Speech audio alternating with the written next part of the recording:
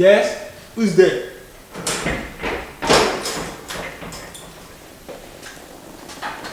Good morning, young man. Are you Mr. Abayomi Badijo? Yes. Fine. My name is Detective Patrick from Ibasis Police Station. And here is my associate officer, Anita. Okay, so please, what can I do for you? We are here to bring you for questioning concerning the murder of your girlfriend, Adebayo Dolapo. She Dolapo ti kú. Yes. Dolapo is sharing Odebabeku. And we have reasons to believe you are involved in this case. Involved with báwo? Ṣé mi dọ́tọ̀ tó ṣẹ́yún fún mi àbí mi mú pa? Tabale Station, Amayeluboyin. Ọlọ́pàá ifọ̀ nípa station ẹ kàn wọlé mi just tell ya ẹni wá mẹ́mi station pé ni mo pààyàn ni. Kí lẹ mí? No, mi ò lè tẹ̀lé yín lẹ́yìn o. Calm down, young man. Tabale Station, Amayeluboyin. Please, don't tell me to calm down in my house. Ṣé ti gbọ́? Ẹ kàn lè wọlé kí wọ́n máa embarrass mi náà. Ẹ fẹ́ arrest mi fún kíni? Ṣé animal lè wá mú mi? Respect yourself, young man. You have to follow us right away, else I will treat you like an animal. Why the noise? Kí ló ń ṣẹlẹ̀ níbí? Àbọ̀dá mi máa gbọ́ ọ́fíìsì ni. Good morning, sir. Detective. Ọlọ́mọ ayé kéèyàn rí lùkú láàrú. Ẹ wọlé mi just tell me out. Ẹ lọ sọ fún mi pé you are going to arrest me. Kí n tẹ̀lé lọ station. Ìwọ ṣàfarabalẹ̀. What happened, Detective? Barrister, I'm in charge of a case concerning the death of a young lady, Adebayo Dolapo, which you believe this young man right here is the center of it. This young man. As you know, Barrister, we are only doing our job. This man has to follow us to the station right away for questioning. Ṣẹ́gbọ́. Follow you to where? Wọ́n ní mi ò lọ anywhere. Mi ò lọ station kankan. Àbáyọ̀ farabalẹ̀ náà. Ó ní mi bíbá ó tún pariwo. Farabalẹ̀. Detective ẹ má worry, ó máa tẹ̀lé yín. Má worry, tẹ̀lé wọn. Mo wá ń bíbá ìnáwó tó kú. Bùrá mi ti tẹ̀lé wọn. Ó mọ nǹkan tí mo lè ṣe. Trust me. Ìwọ ṣá tẹ̀lé wọn. Jẹ́ kí n wọlé kí n change. Then máa meet yín ní. Thank you very much, Barrister. No thanks. I appreciate it. So I'm coming right now. This way.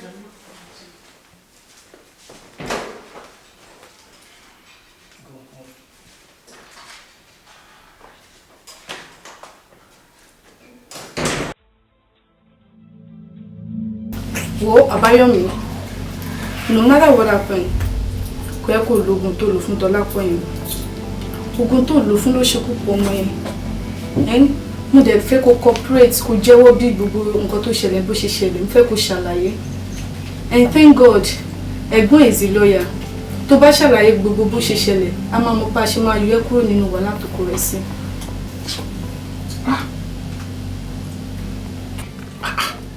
Ọ̀gá ọlọ́pàá. Yes. Ẹ má fi ìwé mu mọ̀ jẹ́. Ẹ lè accuse me wrongly. Mo sọ fún yín lóòótọ́ lèmi àti Dọlápọ̀ ti fẹ́ra rí. Èmi àti tẹ ò lè fẹ́ra mọ́, ó ti di ex-girlfriend mi. Why tẹ fi ń sọ̀rọ̀ báyìí? Èmi kọ́ ni mo pa Dọlápọ̀ tó yọ lọ. Mi ò mọ̀ bí ó lóyún. Kí ló ń sọ? Ìwọ bọ̀bọ́ yìí, ó dẹ̀ pé yóò tí ì jórí ẹ. O ò tí mọ̀ nǹkan tó ti ara ẹ bọ̀ àbí?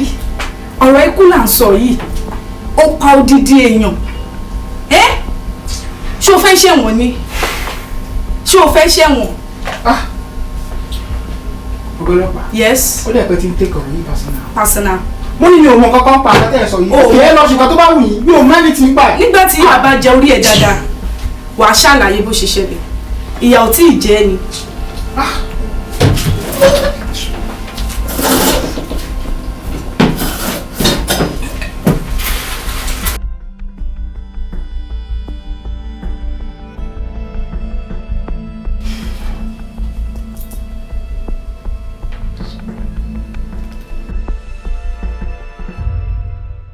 Mr.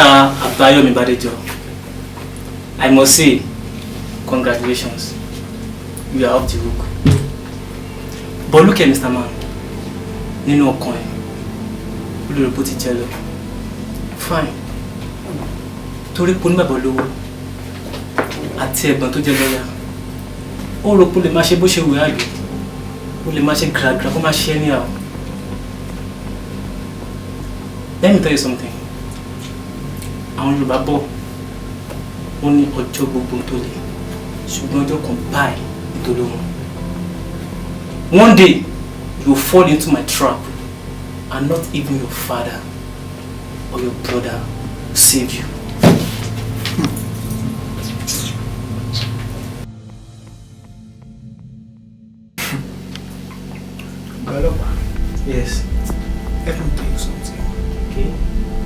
until proven guilty, I am innocent. Let's wait and see.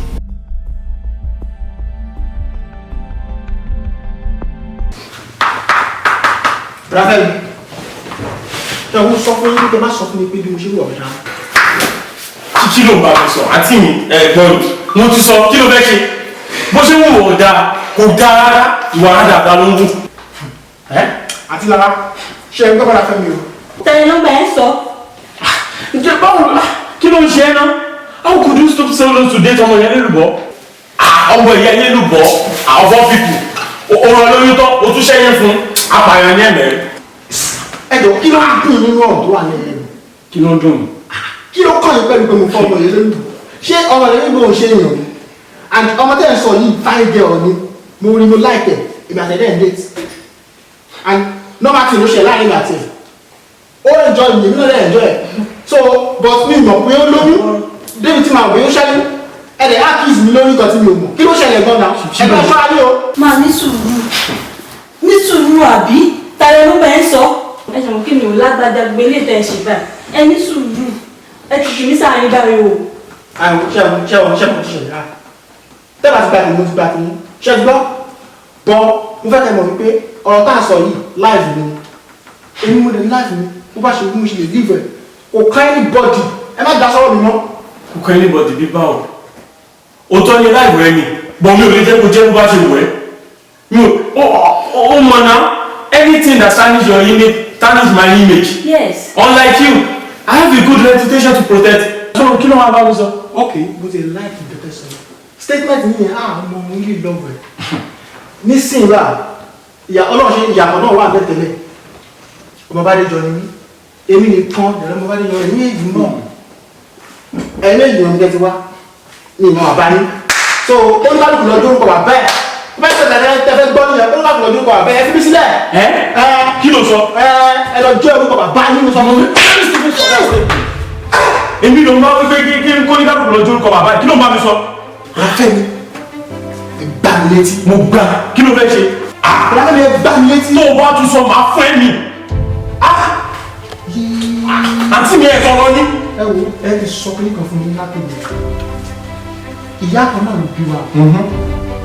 Ìyá tó bí wa lè ti kú. Àti ara ẹ máa gbọ́. Bàbá tó yẹ ká máa gbé inú ilé kan náà. Ó ṣì wà láyé lòtọ́. Ọdún náà. Ráfẹ́mi, ẹ gbàdúrà kó máa. Tó bá fi lè kú, ọjọ́ kẹ mọ orí yẹn tí mo jẹ́. I swear to God, máa jẹ́ kẹ mọ orí yẹn tí mo jẹ́. Máa jẹ́ kẹ mọ̀ pé ọmọ àlèlè méjèèjì. Pẹ̀lẹ́ ọmọ ọba lówó. Tí bàbá yóò bá ti kú kó lọ pa. Idiot. Stupid boy. Àǹtí mi lè jókòó sí ìwà yìí. Ẹ̀yẹ́ wọlé bára dẹ́dẹ̀ ẹ̀kùn máa dákẹ́ náà ẹ̀kùn máa jókòó. Kí ló ṣe yín rán? Ìṣojú yín ló ṣe pé àwọn méjì lọ́ máa lè. Fẹ́mi ní sùúrù ṣùgbọ́n Fẹ́mi ó tó máa nà ọmọdé yẹn bá wa sọ. Òótọ́ bíi ti báwo? Ṣé o kí àkí ṣe ọmọ ṣì bá lẹ́jọ́? Tí ṣì bá kú lónìí, you have nothing in his world. Àǹtí mi, èmi sùúrù. Ẹ má fọ fọ́rọ̀ tó sọ. Mo dẹ̀ tí mo kan tó ṣe. Ṣé rí owó tí Popsi ń sẹ́ǹtì fún every month yẹn òun ló ń jó lójú òun ló jẹ́ kó máa ṣe làwùlà. Èmi Olúwafẹ́mi tí mo kàn tí màá ṣe. Ṣé rí owó yẹn máa make sure wípé wọ́n sẹ́ǹdì ẹ̀ sí mọ́. Owó yẹn stọ̀ kò wọlé bóyá orí ẹ̀ máa wá pé. Ẹ̀tí wọ́n sáà bóyá orí ẹ̀ máa wá pé. Mo sọ fún yín bẹ́ẹ̀ o, èmi Olúwafẹ́mi. Mo sọ fún yín ṣé gbogbo rádà àtọ́ tó ń ṣe máa stop ẹ̀. Ìwọ̀rọ̀ bẹ́ẹ̀. Mi ò rò bẹ́ẹ̀ mo sọ fún yín ni. Kò sí wàhálà.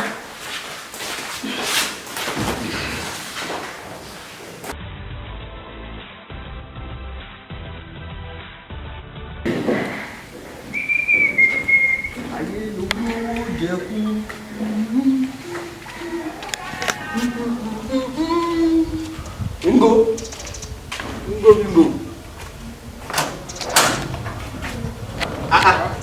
Ọ ti wà lẹ́nu ọ̀nà tẹ́lẹ̀. Àbáyọ̀báyọ̀. Ó ní ọlọ́ọ̀tẹ̀ gbá. Àbáyọ̀ ń dán o. Ká mọ́ pa ọlọ́. Ọ̀dẹ́ ń dẹ́jú. Wàláì.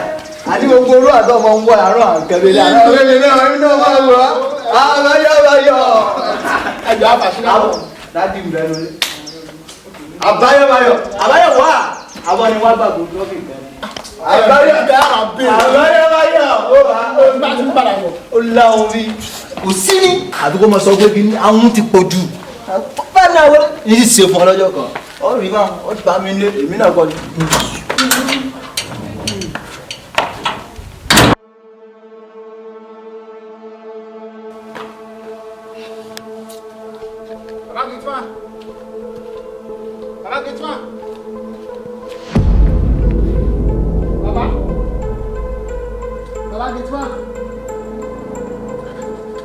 Baba.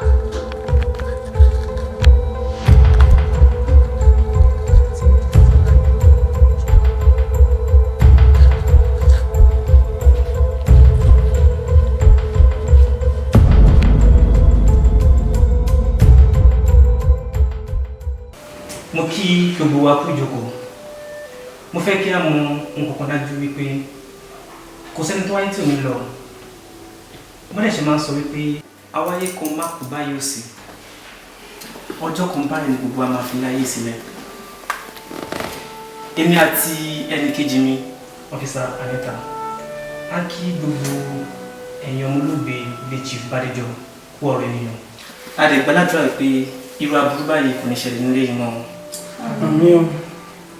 Mo fi dá yín lójú wípé ọwọ́ ṣìkú ìjọba máa tẹ ẹni tó lọ́wọ́ nínú ikú Chief Bádéjọ ní kíákíá.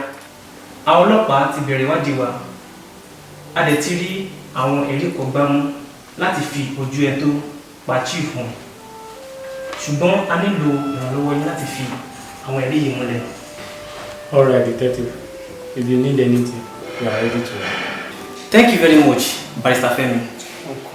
First and foremost, I would love to know if your father smokes. Smoke? Yes. Maybe cigarettes or worse, Indian hemp. No, detective. He doesn't smoke. Okay. When we were examining the body of the Chief Bádéjọ for claims on who might be the killer, we discovered that his clothes stinks of Rotma cigarettes. Our assumption was that Chief smokes, but now that you confirm that he doesn't smoke, that proves one thing. What? The killer smokes.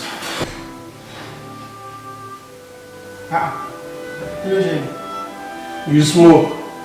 And so, but more in Rotmas man, I do White London. So later I will do. Okay? Another thing we discovered was that his body smells of two different perfumes, which we believe one is for the victim, which is Chief Bádéjọ, and the other one is for the killer. If I may ask, sir, what brand of perfume does your father use? Bold. Bold. Which means the killer is Explorer.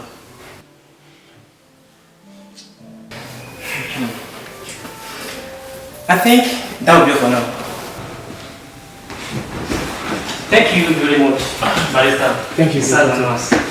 I will not book my name. If we need any other question, we'll get back to you. Alright. Let me see you.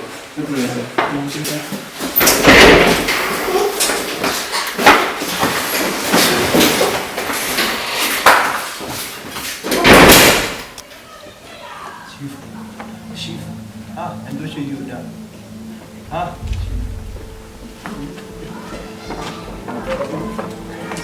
Yes, ma'am. Olóró kan tí mo fẹ́ bá yín sọ. Yà, mi ò dẹ̀ fẹ́ sọ nínú ilé lẹ́ẹ̀kan nígbà tí n bá wọn sọ̀rọ̀. Mo believe pé ẹ̀yin ni gate man inú ilé. Bẹ́ẹ̀ ni èmi náà ní ọ́fíìsì wí pé kí n máa dúró sẹ́nu ọ̀nà ń bí. Really? Báwo lè ṣe máa fi pé àbáyé náà pa Chief? Ṣé rí láàrin àwọn mẹ́ta, Àbáyọ̀mí nǹkan ló yẹ wò. Ayé ò wẹ́ anybody, ìwọ̀n kò wú pọ̀ sí gan. Secondary school fail ni. Ó ṣe wà ẹ̀ kò pass. A ní kó lọ tó ṣe ó lò tó ṣe pé òwe máa ń fọ̀n lórí. How come? Báwo ni o ṣe máa fọyàn lórí tó? Ó yá yẹn náà rẹ̀. Okay, oh, lọ school no problem. Lọ kọ́ṣẹ́, ó lóun kọ́ṣẹ́. Kò wáṣẹ́ gan. 3 days ago ló ṣe ń threaten láti pa bàbá yẹn ní ṣojú màtà tí mi bá. Sódà wọ́n máa lè lé wa kúrò nílé due to pé à ń ṣe ọmọ jí. And ìgbà tẹ́ ń sọ̀rọ̀ lẹ́ẹ̀kan ẹ sọ̀rọ̀ nípa bẹ́ẹ̀. Lọ́dọ̀ tèmi o, Àbáyọ̀mí nìkan ló lo explorer. Ìwádìí wa fi yé wa pé ní ọjọ́ tí ìṣẹ̀lẹ̀ ìṣẹ̀lẹ̀ ẹ̀yin lẹ kọ́kọ́ rí body chief.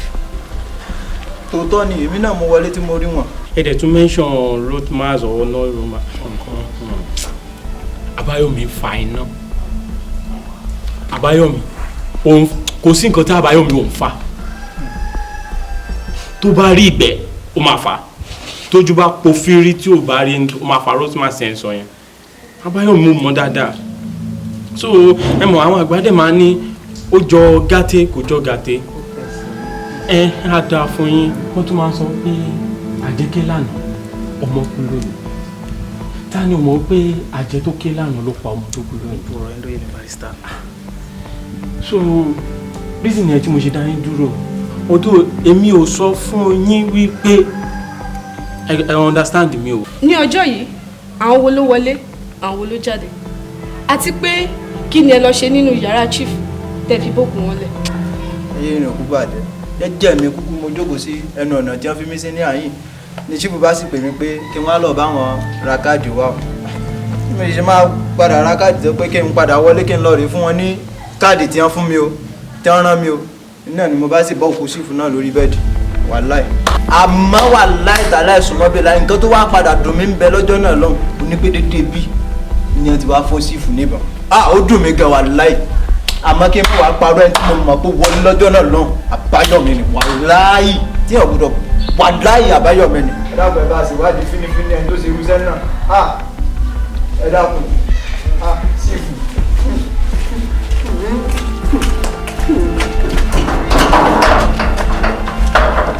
Ọlọ́pàá, ọ̀gá ọlọ́pàá, ẹ dákun o. Ẹni eré lọ, ẹni eré lọ, èèmọ̀ pọ́n mi ò kéwú tó dùn ẹni eré. Ìyá mi láti ní ìjọba aláìbíyẹ wá sí ọlọ́pàá àti ìmọ̀lórí ọ̀dọ́ ní kúrò.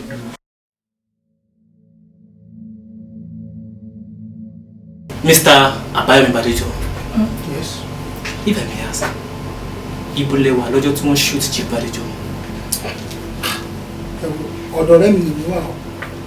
Nígbà tí mo gbọ́ pé láti dé, mo lè sáré wálé, bọ́ mi ò lò ju 5 minutes lọ. 5 minutes. Do you know a lot can happen within 5 minutes? Ẹ̀yin lẹ́mu yẹn ṣá. Ibo lẹ bá Chief nígbà tí ẹ wọlé? Mi ò rí chief rárá torí mo kàn wálé wá mú ọ̀nà tuntun mo lè get out so mi ò rí chief. Ǹjẹ́ ẹ ṣàkíyèsí báàgì owó kankan nígbà tí ẹ wọlé? Mi ò mọ̀ mi ò rí báàgì owó. Mr. Àbáyọ̀mí, ẹ ò mọ̀ àbí ẹ ò rí báàgì owó? Ọ̀gá lọ ṣé kìí ṣe Yorùbá ni àbí pidgin ni mo sọ mo ní mi ò rí báàgì owó mi ò mọ̀ náà nítumọ̀ ẹ. Ok, ìwádìí fi yé ọ wípé Chief gbé báàgì owó iyebíye wọlé ní ọjọ́ yìí ṣùgbọ́n ó pòórá kí a tó débẹ̀.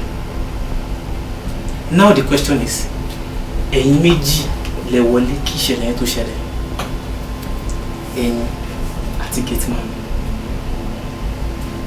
Gateman sọ fún wa pé òun ò rí báàgì owó. Now ẹ̀yin náà sọ fún wa pé ẹ ò rí báàgì owó. Ẹni sọ̀rọ̀ ẹ má dà lórí lónìí. Ṣé báàgì owó yẹn wu ìyẹ́ ni tí ó fi fò lọ? Àwọn pẹ́ẹ́tẹ̀ ìbéèrè lọ́wọ́ mi ò fọ́ ni mo ní mi ò rí báàgì owó kankan mi ò mọ̀ náà mi ò rí báàgì owó sọ ọjọ́. Okay, I have reasons to believe that you smoke. And yes, I smoke white London. Fine. But what if by chance you are in a tight corner where there's only road mass for you to smoke? What will you do? Ọlọ́pàá ẹ̀fọ́ ni lọ́dọ̀ tèmi gbogbo èdè ní jíjẹ èmi á lò bẹ́ẹ̀ ni mi ò fi sìgá ṣe mi fi sìgá ṣe rárá o máa lò bẹ́ẹ̀ ni o.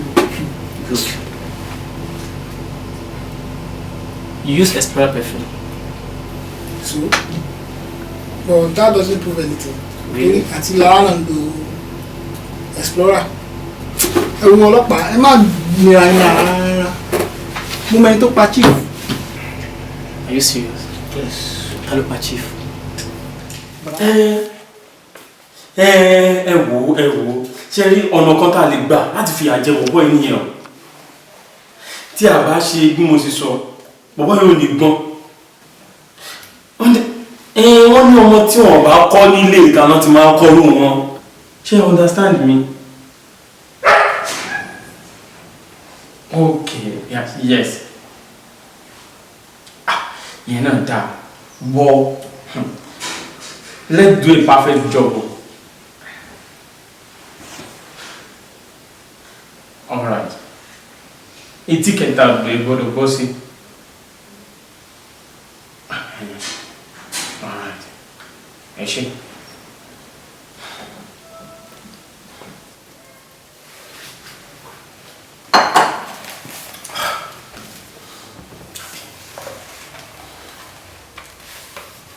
Barrister Olúwafẹ́mi Bádéjọ. Yes. Kí lẹ mọ̀ nípa ikú Chief Bádéjọ? Bí mo kàn máa ń pa ẹ̀kọ́ tó pa jù. Ẹ mọ̀ kankan. Ta lè pè 2 days before the incident nípa bẹ́ẹ̀ ṣe jọ máa fìyà jẹ Àbáyọ̀mí. 2 days ago. I think Chief. Chief. Yeah. Chief náà ló jẹ́. Mo dẹ̀ pé wọ́n bá ṣe máa tọ́ Àbáyọ̀mí. Bí ayé Àbáyọ̀mí ò ṣe ní bàjẹ́, dútùkú ti bàjẹ́ jù. And àwọn àgbà máa ń ní ọmọ tá a bá kọ ló máa ń gbélé ta kọ́ta. And kí Àbáyọ̀mí tó wá gbélé tí bàbá oníbàbà fi yà kọ́ta. N tẹ̀ ní kọ́sítọ̀ kò tán fún ní every month. So that orí ẹ̀ máa pè. A sọ jù yẹn lọ.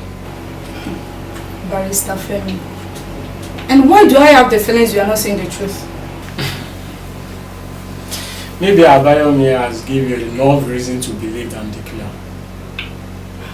Believe me, detective. I know nothing about this. I am a lawyer. I know the law. And I know the consequences for murder. We'd rather be abstained than be guilty. Okay. Are you also aware that the bag of money Chief came with on that fateful day is missing? Yes.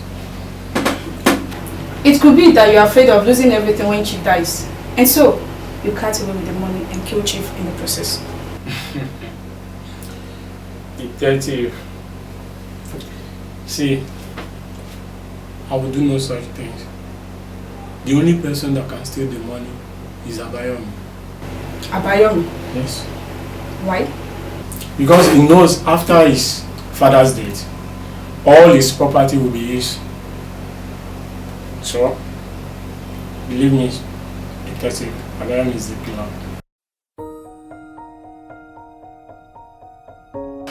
Yes.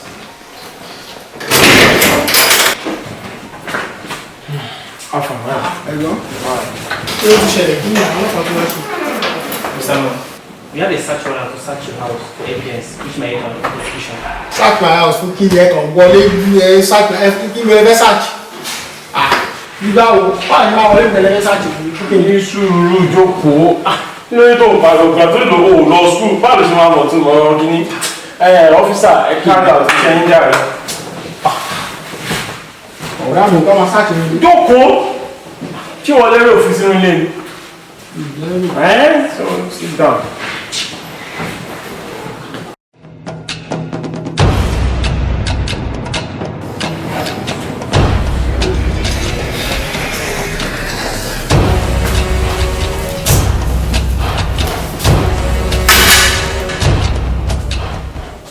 Mr. Àbáyọ̀mí Bádéjọ, you are under arrest for the murder of Chief Bádéjọ. Fún kí ni? Nígbà wo? Mi ò understand. Kí ló ṣẹlẹ̀? Respect yourself. Mr. Man. This way. Ọ̀rá mi. Mr. Man. Are you? Move, please.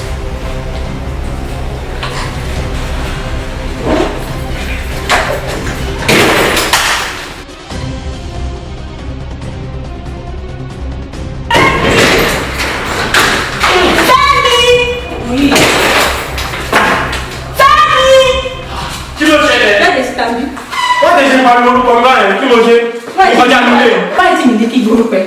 Fẹ́mi, kí ló ń tọ́ àrẹ́sì Àbáyọ̀mí? Àbáyọ̀mí, arrest. Ṣé mo jọ ọlọ́pàá tí mo máa arrest Àbáyọ̀mí? Gbẹ̀rù dákẹ́ Fẹ́mi. Àgbàyà ni ẹ́. Lọ́pọ̀lọpọ̀ náà ọlọ́pàá wá arrest Àbáyọ̀mí. Lórí ọ̀rọ̀ yìí náà, irọ́ point of correction.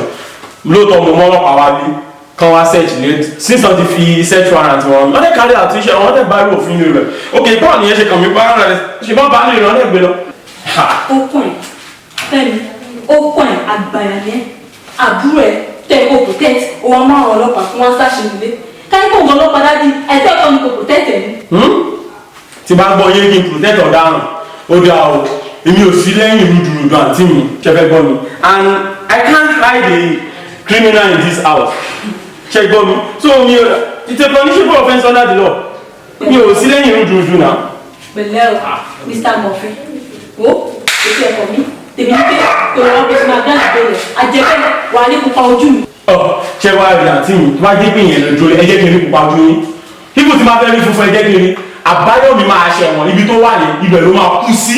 And everything tí mo ní ni mo máa lò láti prove Àbáyọ̀mí guilty even if he is not guilty. Mo fi ń dá yín lókè mi olúwa fẹ́ mi ló sọ fún mi bẹ́ẹ̀. Fẹ́mi, ọ̀rọ̀ lélẹ̀ àbí mi. Ọ̀rọ̀ ni mo bá yín sọ. Òótọ́ ni mo dẹ̀ bá yín sọ pẹ̀lú. But I don't know the reason why you are backing this boy up. His plan for us are not good at all. Ó fẹ́ kí wọ́n kawé ìdánilẹ́kọ̀ọ́ lè wà kó nílé. But mi ò wá mọ orí sí tẹ́yìn ṣe ń bá kẹ̀. But ẹ wo. I do all this because of that property. Wẹ́ tẹ́ bá sọ bẹ́ẹ̀. But lóòótọ́ à ń ṣe ọmọ tí Bádéjọ. Bọ̀rántí mi máa make sure wípé a jẹ ogún Bádéjọ. A tún jẹ ọgbọ́n ẹ̀. Gbogbo nǹkan tó bá dẹ̀ gbà ni máa fi fún. Fẹ́mi, ìkà yẹn sẹ́ àgbàyà ní olè torí ogún ìkà yẹn. Lórí ọ̀rọ̀ yìí náà, lórí ọ̀rọ̀ yìí àǹtí mi. Ok o, nǹkan tó bá ti wọ́n wù yín ní kẹ́ pè mí.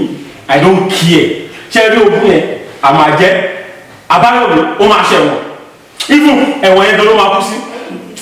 Ọjà kò sí wàhálà. Fẹ́mi, tó bá ní bá ti bẹ̀rẹ̀ àgbà ti bẹ̀rẹ̀ díẹ̀ sọ kan fún ẹ. Fẹ́mi, tábàáyọ̀mí bá fi lè lọ sẹ́wọ̀n. Fẹ́mi, tábàáyọ̀mí bá fi lè lọ sẹ́wọ̀n gbàgbé kọ́ lẹ́gbọ̀tàn. Torí ọjọ́ tábàáyọ̀mí bá fi lè lọ sẹ́wọ̀n ọjọ́ ìrìn okò ọmọ ìyá wa máa já. Ẹ dúró fẹ́ tí lọ lẹ́gbẹ́ sí yìí. Ṣé ẹ rí tó pọ̀ ọmọ ìyá bá fẹ́ já ẹjọ́ kó já a máa lo super glue láti lẹ̀ pọ̀. Àbáyọ̀mí ẹ máa ṣẹ̀wọ̀n. Mo promise yín bẹ́ẹ̀.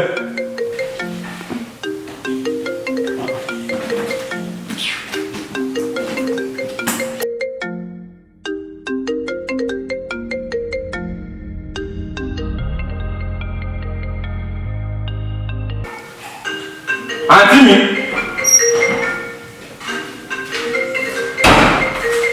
Kí ni Rosemary ṣe nínú báàgì? Àǹtí mi. Rosemary nínú báàgì àǹtí mi. Àǹtí mi, mo bá yín sọ̀rọ̀ ẹ̀yẹ́ lọ.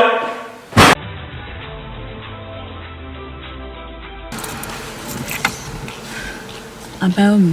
Àǹtí mi. Jọ̀nà sùn ṣùgbọ́n nítorí má fà wàhálà o ṣùgbọ́n. Kí má bínú. Ẹ̀yin ṣe bá wọn sọ̀rọ̀ nígbà tó ń take action. Ẹ̀gbọ́n mi ó wá fọlọ́pàá gbé mi. Take everything in good faith. Good faith? Àǹtí mi good faith. Wàhálà máa ṣe ẹ̀yìn náà. Ok, kò sí wàhálà. Tí ilẹ̀ sọ yẹn ṣá. Mo fi Ọlọ́run tó ṣùgbọ́n. Ìdúgbò yẹn máa wọ̀. Good faith. All right. Ilé náà là ń lọ yìí.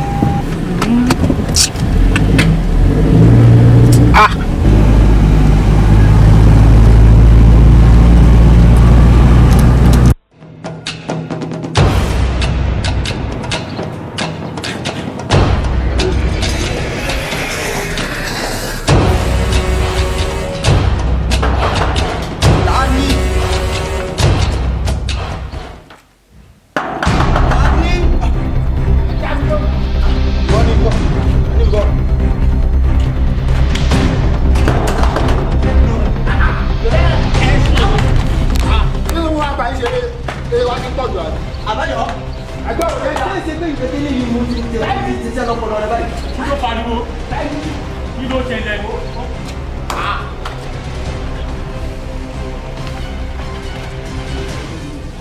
Fẹ́mi, o ti tẹ́fẹ̀ẹ́ nú ẹ̀ báyìí. Àwọn ọlọ́pàá ti wá gbé mi ní. Wọ́n lè sọ pé kí n àbí ẹnì kan tí. Wọ́n lọ ṣùgbọ́n bí tó ṣe ẹ̀ máa ń lè pa ẹ̀. Ṣọwárí Àbáyọ̀, mo ṣèyàn mọ́ pé ẹranko tó daṣọ èèyàn búra ni ẹ́. Èmi ẹranko. Bẹ́ẹ̀ni. Ṣé orí ibi tó rò pé o ti ń bọ̀ ẹ̀tọ́ ti fi ẹ́ sílẹ̀ máa make sure kó o padà síbẹ̀. Orí ẹ̀ tí ó pé èèyàn máa wá pé fún ẹ. O kò wọlé bá o dẹ̀ pariwo fẹ́ni. Bàbá ẹ̀ ló máa kú sẹ́wọ̀n. Bàbá Kí ló ẹ̀ wà?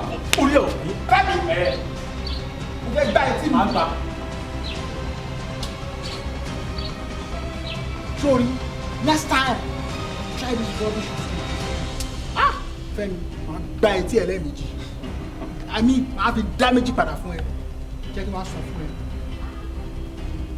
Try láti rán mi lọ ẹ̀wọ̀n láàrin 3 days. Fẹ́mi, 3 days mo fún ẹ.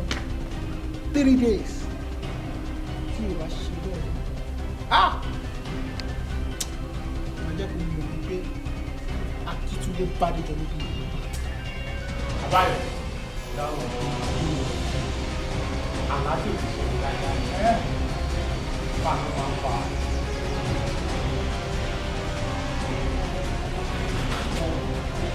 Àbáyọ̀.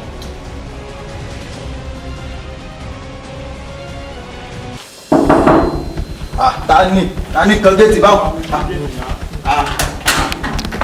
Bọ̀dá yìí ni àfẹ́sùgbò ní ẹgbẹ́ mọ́tò bá ẹgbẹ́ wálé. Wà ní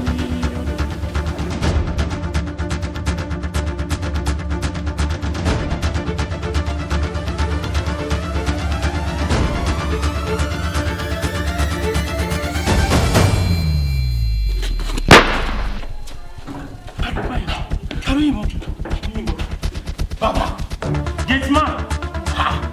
Ta ló wà lé? Gateman!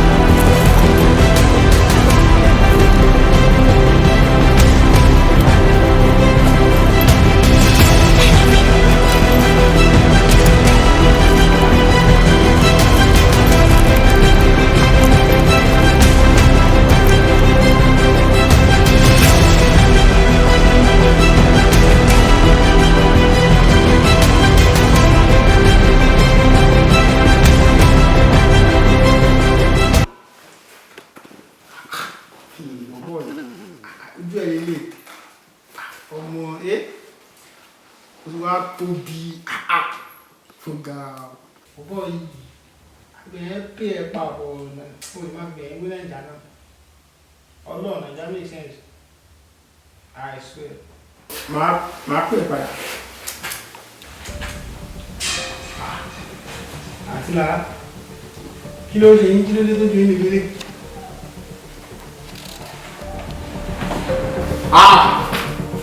kí lè ṣe pẹ̀lú ìbọn lọ́wọ́ kí lè ṣe tó ẹ. àti kí ló ṣẹlẹ̀ ṣẹ́ wà ní àgbáwò ìbọn lélẹ̀ àti kí lè ṣe pẹ̀lú ìbọn lọ́wọ́. I said kneel down.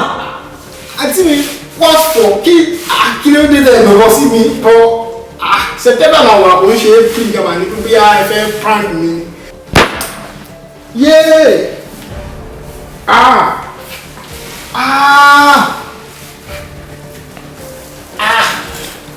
àti ìdí ọpẹ́ mi nìyẹn láàyè. mo kí ni mo ṣe.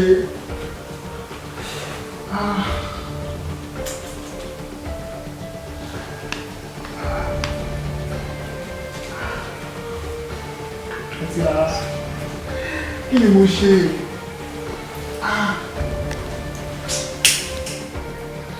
yéé.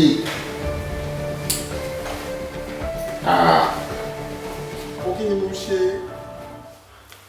There's a saying that the friend of my enemy is my enemy. Chief Akintunde has been my enemy for many years. And you insist, irrespective of the fact that we share the same mom, makes you my enemy. Watching you live does not only make me sad, it makes me want to kill myself. Atila, Chief has been kind to you. He gave you shelter, education, and I don't think he deserves any kind of this cruel heart. Everything Chief has done for me and my brother has been with the price. For more than 15 years, he defiled me. I tried to resist, but he forced into it. When my mom caught him, he killed her.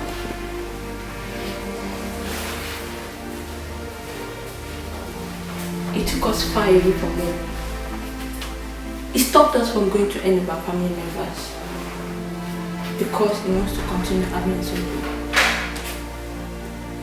I couldn't run. Even if I was to run, what would I want to? He took us far away from home and distanced us from anyone we call family. As if that was not enough. At the age of 16, he got me pregnant. Without my consent, he took me to a doctor's place to abort the pregnancy. In the process, I lost my mom.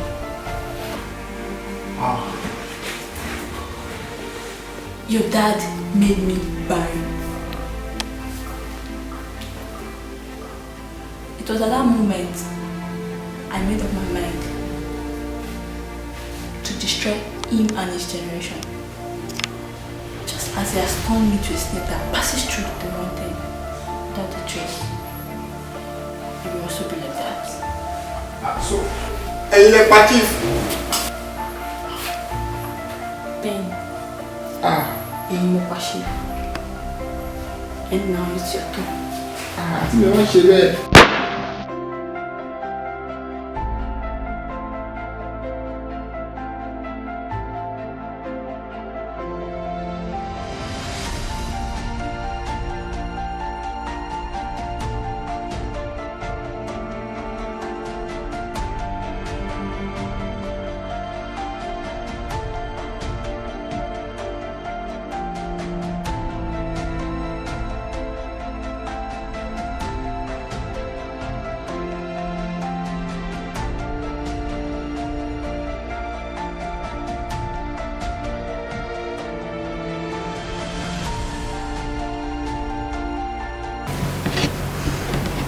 Ọmọlọ́lá,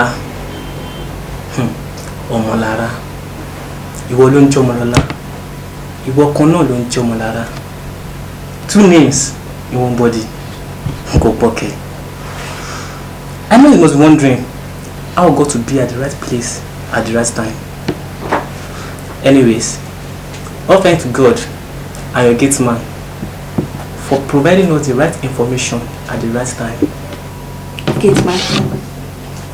And exactly what you wanted to believe. He was shot by one of your boys, but he survived. We got to him at the hospital and he told us everything. I mean everything.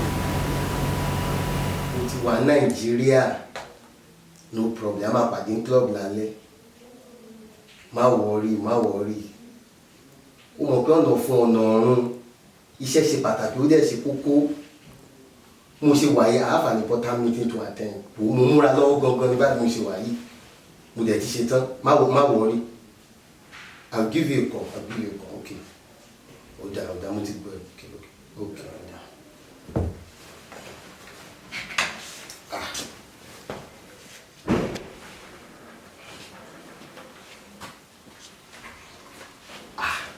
Ọmọlọ́lá, bó ṣe gbọ́ pé mo ti wà Nàìjíríà rẹ̀ ò balẹ̀ mọ́. Mo fẹ́ jáde tẹ́lẹ̀ ní but jẹ́ ká ọwọ́ ìfàájì láti. Má ṣe bẹ́ẹ̀, ìbọn ló mú dání yìí, má ṣe. Bad kò máa bad gan, ó bad léèyàn. Àtọmọdún 10 ló ti ń rape mi. Tùdẹ́sẹ̀ pé mo lose wound. Wound ló sọ̀rọ̀ ẹ̀ wound lásán. Ó mọ̀ pé mo lówó dání, owó wà.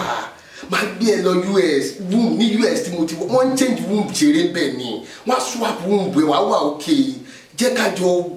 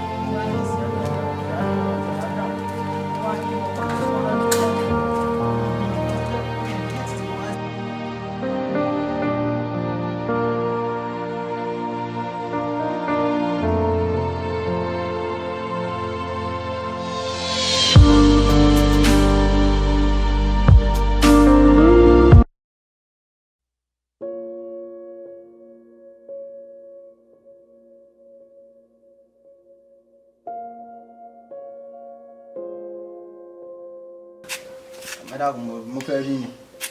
Mo lọ́rọ̀ láti bá yín sọ. Kíni? Ẹ mọ̀ pé yẹn lè pa chief.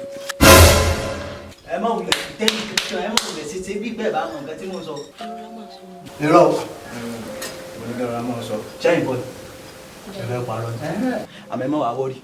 Mo ti kọ́fà yín lọ́dọ̀ àwọn ọlọ́pàá. Ó lẹ̀ wálé ara ni. Àmọ́ kì í sọ̀fẹ́ o. N tí mo fẹ́ ojú pé kẹ́ fún mi ní 1 million naira lọ. Tí ò lójú. Ó pọ̀ jù. Ṣó pọ̀ jù. Ẹ̀yin lẹ́pa síbẹ̀ já wà ń tà sí sílé fi jókà tú síta ńgbà náà. Ó dà máa sán. Sẹ́sàn. Lómi wá dúpẹ́. Bọ́ àmọ́ mo fún yín ní ọ̀sẹ̀ méjì. Ọ̀sẹ̀ méjì. O gbọ́dọ̀ jọ ọ̀sẹ̀ méjì lọ. Tó bá ju ọ̀sẹ̀ méjì lọ ẹ máa pé ẹni tó bá pààyàn kí ni wọ́n máa ń ṣe fún. Wọ́n á hàngì yín lẹ́yìn pé wọ́n hàngì yín bí ọrùn yín báyìí ẹsẹ̀ yín ò ní tó lẹ̀ ọrùn yín náà wà lókè wà máa ṣe lòlòlòlòlòlòlòlò wa. Ẹ̀sán tójú bá yọjú. Màá sán. Tí ojú bá yẹ ojú. Màá sán sẹ́yìn. Kó mọ̀ yẹ o. Ẹ tètè mọ̀ bá láàrin ìrìn àti máa. Ṣé ẹ pààyàn? Ẹ pààyàn. Ẹ wọlé lọ́jọ́ náà lọ. Ṣé ẹ wálé? Ẹ máa jáde yín lọ. Àbẹ́ ni mọ́ mu kókì. Àmọ́ mo kókì o. Ẹ mú náà ni. Àbẹ́ ni mọ́ gbogbo ẹ lọ. Tẹ bá fẹ́ gbé. Ẹ má mú tó kù. Bọ̀ ojú bá yẹjú.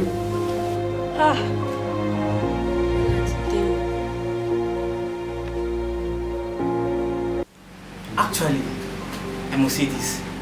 You got us all food. No one could have thought you were behind all this.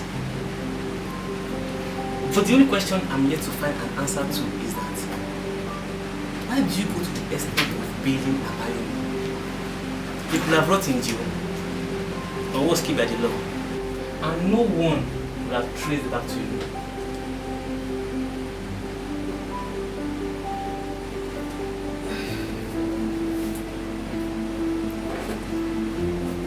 The death of Abayomi by another man's hands will not bring joy as a tool in my hands. I'll tell him when he gets to hell to tell Shiv that I single-handedly destroyed him and his family. I could have, and still will. We are charging to court tomorrow morning, and there's no way you win this case. Maybe. Maybe not. I believe in miracles. Do I just hear you say miracle? Miracles are for saints, not for sinners like you.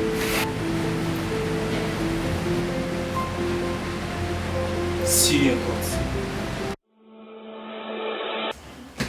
How are you feeling, Mr. Abayomi? I'm fine. Thank you, sir. You're welcome. Thanks to me. I'm here today to inform you on the court order of your late father, Chief Badijo. In his last will, he said all his properties should be given to the motherless baby. Eh? Yeah.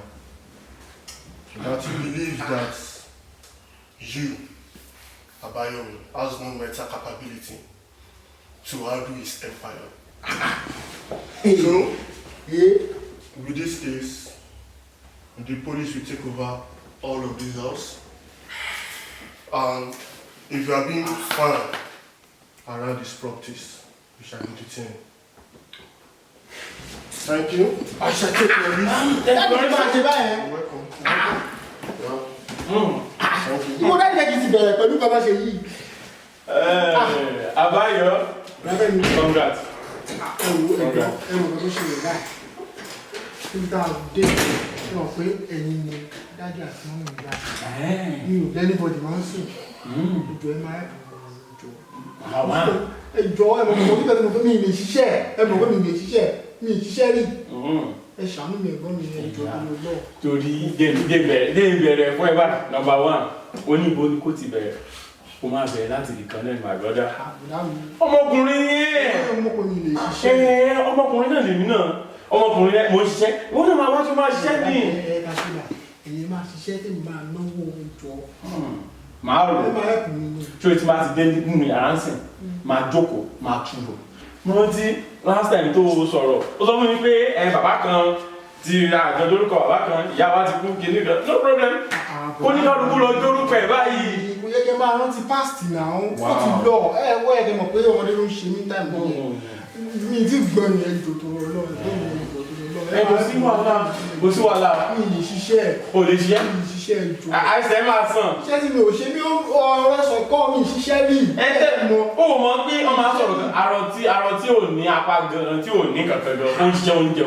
Ọ̀jẹ̀ wá ní ọ̀tọ̀ ọjà pé my brother. Ẹ̀ka bẹ́tà mi gba ẹjọ́. Arọ ò lè bẹ́tẹ̀ o máa ṣiṣẹ́ fi mí sílẹ̀ jáde. Ẹ̀jọ̀ náà Ráfẹ́mi